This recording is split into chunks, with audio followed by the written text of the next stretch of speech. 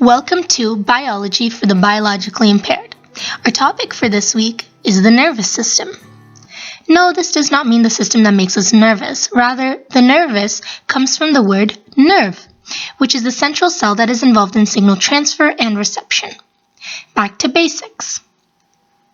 The nervous system consists of two parts, the central nervous system in green and the peripheral nervous system in pink. The central nervous system contains the brain and the spinal cord that send and receive information, and the peripheral has the peripheral nerves that are involved in motor and sensory functions. Billions of these nerve cells, or neurons, are what make up our entire nervous system. These tightly packed cells are essentially the central control system, so we need to understand their structure.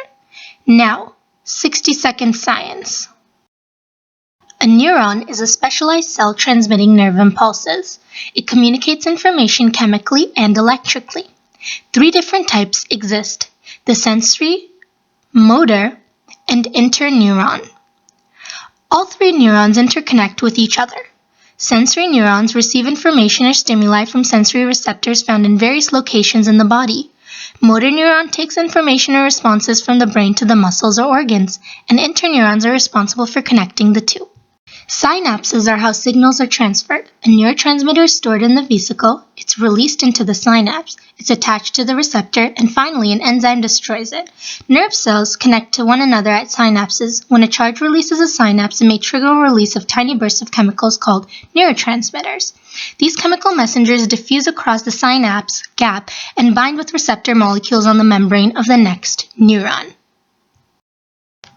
How it works. The autonomic nervous system is a division of the peripheral nervous system dealing with involuntary movements of the body that it does in times of stress or recovering from a stressful event. To send signals in times of stress, we need what's called an action potential. This is how a neuron sends signals to one another. To get out of the resting potential, sodium channels open and flow into the cell. This overflow causes a depolarization, and we see potassium channels opening up to let potassium out to repolarize the cell. Now there's an overshoot, so we see potassium going back out and sodium coming back in to get this back to equilibrium. The central nervous system sends these action potentials down myleniated axons, down muscle fibers where they connect in the end plate, which has presynaptic terminals. The voltage-gated calcium channels open up, which forces calcium to flow in, and the neurotransmitter acetylcholine binds to acetylcholine receptors on the muscle cells. And this is how it leads to depolarization of the muscle cells, which in end leads to the muscle cells contraction. Putting it all together. When we touch a hot stimulus, an action potential is sent, one to our spinal cord and one to our brain. The one to the spinal cord is known as the reflex arc. The sensory neurons from the hands go all the way down to the central nervous system of the spinal cord and the brain. The reflex arc is where the signal gets sent down to the spinal cord, and the spinal cord makes us pull back. The reflex arc forces us to move our hand back to reduce the damage, but there's still signals that are being sent up to the brain.